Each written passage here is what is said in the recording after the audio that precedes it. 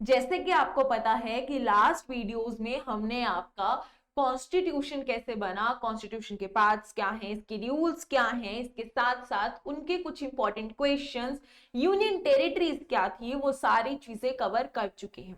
आज इस लेक्चर में हम उसी सीरीज को कंटिन्यू करेंगे और एक नए टॉपिक के बारे में समझेंगे जो है preamble of Indian constitution. Okay, चलिए शुरू करते हैं।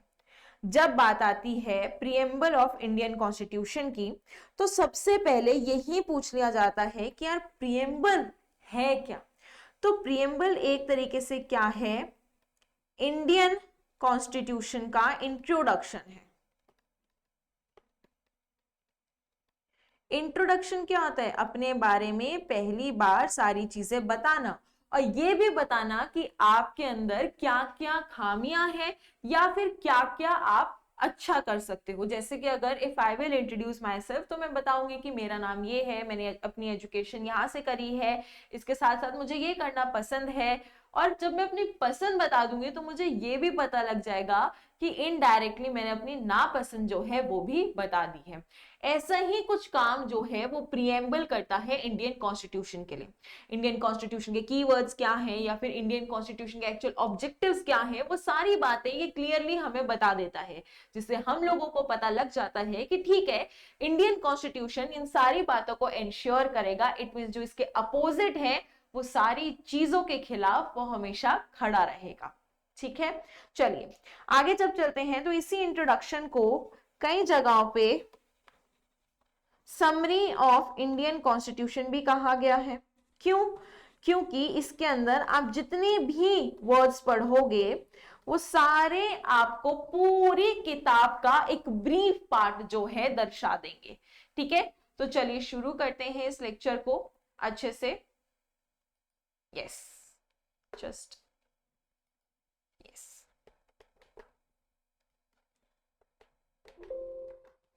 नाउ जैसे कि आपको पता है कि आपके सामने अब एक प्रीएम्बल की क्या है, फोटो है। अब हम क्या करेंगे, हर एक लाइन को बहुत ध्यान से पढ़ते हुए चलेंगे। ठीक है, जैसे कि अगर मैं बात करती हूं, सबसे पहले है we the people of India. Right, we the people of India किसके बारे में दर्शाता है कि जो इंडिया की पीपल हैं उनके पास क्या है, सुप्रीम पावर है। ठीक है, उनके पास ही सारी पावर जो है लाए करती हैं। ठीक है, इसके साथ साथ वो ये भी दर्शाते हैं कि जो भी डेमोक्रेटिक डिसीजन है उसमें सबसे इंपॉर्टेंट रोल किसका होता है, तो वो इन्हीं we the people of India का होता है। इसके साथ साथ अगर हम देखें तो यहाँ पे इन्हीं लोगों के लिए कुछ टर्म्स को स्पेसिफाई किया गया है कि इंडियन कॉन्स्टिट्यूशन इन लोगों को इन टर्म्स की पूरी पूरी गारंटी देता है। अब ये टर्म्स में सबसे पहली है आपकी सोविनियन। सोविनियन का मतलब है that India is a free country. ठीक है, अब फ्री कंट्री का मतलब क्या होता है वो भी समझ लो। जस्ट अ सेकेंड, कि इंडिया के ऊपर किसी का भी राज नहीं है। इंडिया अपनी मर्जी से लॉज बना सकता है, इंडिया अपनी मर्जी से पॉलिसीज बना सकता है, इंडिया ये डिसाइड कर सकता है कि किस ऑर्गेनाइजेशन के साथ उसको रहना चाहिए या फिर नहीं रहना चाहिए। तो ये क्या दर्शाता है, that India is a free country and उसके ऊपर किसी का भी राज जो है नहीं है। इसके साथ साथ अगर मैं बात करूं तो सेकेंड टर्म हमें बताती है सोशलिस्ट। सोशलिस्ट का मतलब है कि इंडिया के अंदर जो भी इनकम इनइक्वालिटी है उसको इंडियन कॉन्स्टिट्यूशन पूरा करता है। अब इनकम इनइक्वालिटी होती कैसे है, देखो कोई भी एक ग्रुप है, अगर उसको एजुकेशन ठीक से नहीं मिली होगी तो वो बेटर फ्यूचर के लिए कभी फाइट कर ही नहीं पाएगा। तो हमारा कॉन्स्टिट्यूशन हमें कहता है कि देखो आई विल एंश्योर कि सबको अच्छे से एजुकेशन मिले, सबको जॉब में फेयर सिलेक्शन मिले, ताकि सब लोग क्या कर सके, इस इनइक्वालिटी को एक टाइम बाद खत्म कर सके। राइट। और इसी के साथ साथ एक मैसेज देता है किसका, सोशल वेलफेयर का। थर्ड हमारे पास टर्म आती है सेक्युलर। अब सेक्युलर का मतलब होता है कि इंडिया की कोई भी ऑफिशियल रिलीजन नहीं है। वो बिल्कुल सही है। इंडिया के अंदर सारे 6 मेजर रिलीजन्स रहते हैं, जैसे आपका Hinduism, Islamism, Sikhism, Christianity, Jainism and बौद्धिज्म। इसीलिए कॉन्स्टिट्यूशन इंश्योर करता है कि सारे ही धर्मों को इक्वल ट्रीट किया जाए, हर एक धर्म को इक्वली रिस्पेक्ट जो है वो दी जाए। फोर्थ हमारी टर्म है डेमोक्रेटिक। डेमोक्रेटिक का मतलब होता है कि जो गवर्नमेंट होगी इंडिया में वो कौन इलेक्ट करेगा, the people will elect the government of India. अब ये इलेक्शन होता कैसे है, तो उसको हम बोलते हैं एडल्ट फ्रेंचाइज, या फिर इसको यूनिवर्सल एडल्ट फ्रेंचाइज के नाम से आप लोगों ने पढ़ा होगा, जो ये कहता है कि हर एक इंसान जो 18 साल से ऊपर है वो क्या कर सकता है, वोट दे सकता है और अपना मनपसंद लीडर या गवर्नमेंट जो है फॉर्म कर सकता है। ये अधिकार हमें दिया है हमारे संविधान ने, और इसी का प्रमाण हमें कहां पे मिलता है, प्रीएम्बल यानी इंट्रोडक्शन में भी मिलता है। अब फिफ्थ टर्म क्या है, तो that is your Republic. Republic का मतलब होता है द हेड ऑफ स्टेट। अब एक चीज याद रखना, democratic and republic both are inter related. How, because head of state कौन है, प्रेसिडेंट है। अब आप कहोगे कैसे रिलेटेड, देखो हम लोग प्रेसिडेंट के इलेक्शन में मे बी डायरेक्टली इन्वॉल्व ना हो, बट हम लोग प्रेसिडेंट के इलेक्शन में इनडायरेक्टली इन्वॉल्व होते हैं। कैसे, जो लोग प्रेसिडेंट को चुनते हैं हम लोग उनको चुनते हैं। अंडरस्टूड। ये पांचों क्या हैं, आपकी इंडियन कॉन्स्टिट्यूशन के कीवर्ड्स हैं, जो कहां पे लिखे गए हैं, आपके प्रीएम्बल में लिखे गए हैं। एक और चीज जो बहुत बार पूछा जाता है कि ये सारे कीवर्ड्स हमें इतनी सारी बातें इंश्योर करते हैं, तो क्या ये जो प्रीएम्बल है ये एनफोर्स्ड है, so the answer is no. अगर हम लीगली बात करते हैं तो ये जो प्रीएम्बल है वो कैसा है, legally it is not enforced. ठीक है, यानी हम पे ये जबरदस्ती कोई थोप नहीं रहा है, बस ये हमें बता रहा है कि हमारे संविधान के अंदर इन इन चीजों के बारे में बात की गई है। आगे जब चलते हैं, so we are done till we the people of India. We have already studied about the sovereign, socialist, secular, democratic and republic. Now we are going to study about the objectives, जैसे justice, liberty, equality, fraternity, और इसके अंदर एक और आता है integrity. ठीक है, चलिए तो सबसे पहले अगर मैं बात करती हूं जस्टिस की, तो इंडिया हमें इंश्योर करता है या फिर संविधान हमें ये इंश्योर करता है कि देखिए वो आपको हर एक पॉसिबल अपॉर्चुनिटी जो है वो प्रोवाइड करवाएगा, ताकि आप अपना social status, economic status and political justice जो है अटेन कर पाए। ठीक है, कि आपको हर एक वो अपॉर्चुनिटी दी जाएगी कि आप सोशली, इकोनॉमिकली खुद को ग्रो करें। यही नहीं, इन टर्म्स ऑफ पॉलिटिकल भी आपको क्या है, जस्टिस दिया जाएगा कि जो भी आपकी बात है उसको सुना जाएगा और उसके ऊपर ही जो है डिसीजन लिया जाएगा। नेक्स्ट टर्म आती है लिबर्टी। नाउ लिबर्टी मेरी फेवरेट टर्म है। क्यों? बिकॉज लोगों को लिबर्टी और फ्रीडम में बहुत ज्यादा क्या हो जाती है, कंफ्यूजन हो जाती है। देखिए अब एक छोटा सा मैं एग्जांपल लेती हूँ। अगर मैं बात करती हूँ तो मम्मी हमें संडे को कहती हैं कि देखो बेटा आज तुम्हारी छुट्टी है, तुम्हें जितना मर्जी चाहे तुम सो सकते हो, है ना। लेकिन खुद बताओ, जैसे ही 10 बजते हैं क्या मम्मी हमें नहीं उठा देती है? बिल्कुल उठा देती है। तो फ्रीडम का मतलब है कि तुझे जो करना है कर।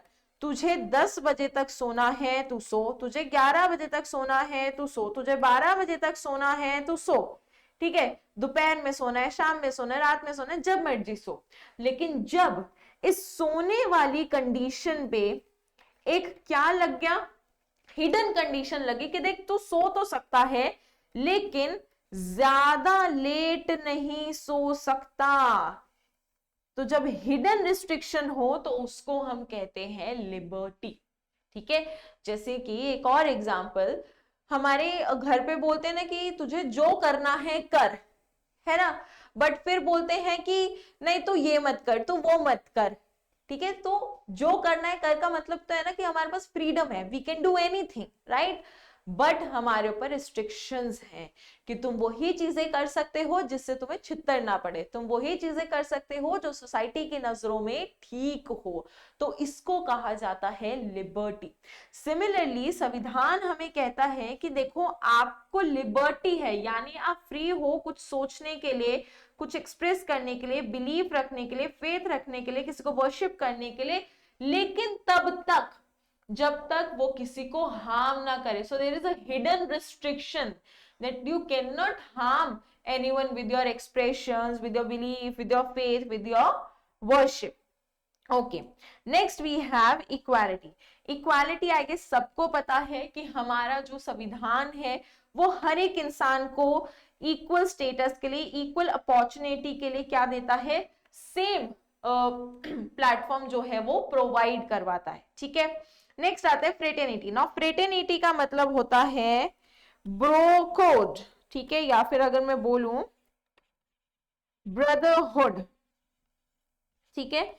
कि हमारे इंडिया में सारे 6 मेजर रिलीजन्स है, उसके बावजूद भी सब क्या है, एक दूसरे के साथ मिलजुल के रहते हैं। बिकॉज उन सबको क्या दी गई है? एक श्योरिटी दी गई है कि आप किसी भी धर्म से हो, आपका कोई भी सरनेम हो, आप किसी भी क्लास को बिलोंग करते हो, संविधान की नजरों में आप बराबर हो और संविधान आपको हमेशा इक्वल अपॉर्चुनिटी जो है वो देता रहेगा, just to improve your social economic status, ठीक है? आगे क्या है? इंटेग्रिटी। इंटेग्रिटी का मतलब है यूनिटी एंड इंटेग्रिटी, कि हमारे नेशन के अंदर एकता भी बनी हुई है और एकजुट भी हैं हम, ठीक है? इसके साथ ही ये भी बताया गया है, देखो कि हमारा जो कॉन्स्टिट्यूशन है वो कब कंप्लीट हो गया था? तो वो 26 नवंबर 1949 को हो गया था कंप्लीट, ठीक है? इस दिन इसको क्या किया गया? एडॉप्ट किया गया। एंड इसको इनैक्ट कब किया गया था? तो वो था 26 जनवरी 1950। तो बस ये था आपका छोटा सा प्रियम्बल, ठीक है? ये ज्यादा लंबा चैप्टर नहीं था बिकॉज छोटू से एक टॉपिक था, ये बीच में आई वॉज प्लानिंग कि मैं करा देती हूँ, बट देन आई थॉट कि चलो एक सेपरेट लेक्चर लेके ही हम इसको कवर करा देते हैं। छोटा सा टॉपिक है, इजी टॉपिक है, बट इससे कई बार क्वेश्चन बन जाते हैं in the form of not question. So अब हम एक्चुअल बात करते हैं कि कैसे क्वेश्चन जो है इन पे बनते हैं। बाकी देखो चीजें तो आपको समझ आ गई होंगी। अब सबसे इंपॉर्टेंट इस पे क्वेश्चन बनता है कि क्या प्रियम्बल में कोई अमेंडमेंट हुआ है? तो यस, इसमें अमेंडमेंट हुआ है। अब अमेंडमेंट कितनी बार हुआ है? याद रखना, एक ही बार हुआ है।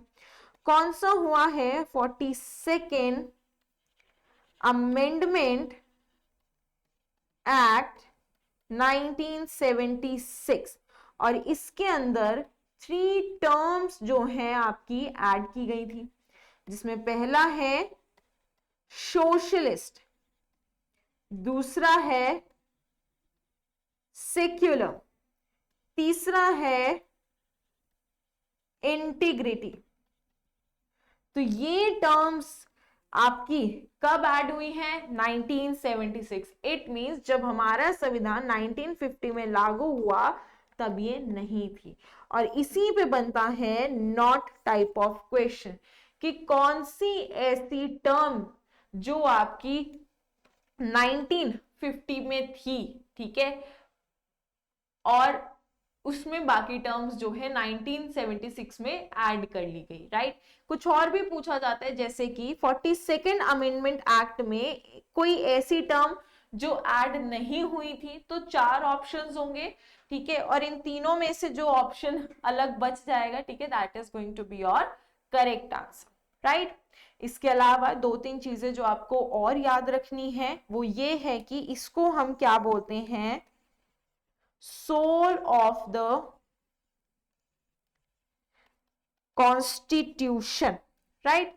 अब ये किसने कहा था, तो वो थे आपके ठाकुर दास भार्गवा, ठीक है। ये मल्टीपल टाइम्स आपके एग्जाम में जो है पूछा गया है।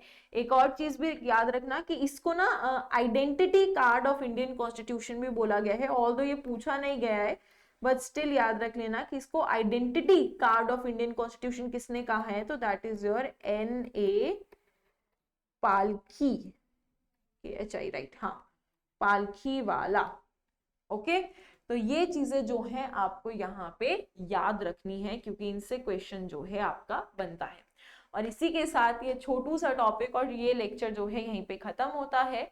So thank you everyone, have a really nice day, do take care of yourself, okay, and अच्छे से पढ़ाई करो। एग्जाम्स आ रहे हैं कुछ बच्चों के, कुछ बच्चे प्लान कर रहे हैं नेक्स्ट ईयर के एग्जाम्स के लिए, सो दोनों ही एग्जाम्स के लिए अच्छे से प्रिपेयर करो। एंड देखो, जब प्रिपरेशन कर रहे हो तो सोच लो कि यार जिस एग्जाम के प्रिपरेशन कर रहे हो उसको क्लियर करना ही है, ठीक है, तभी प्रिपरेशन अच्छी होगी और तभी एग्जाम जो है क्लियर भी हो पाएगा। So thank you everyone, have a really really nice day, do take care of yourself, thank you.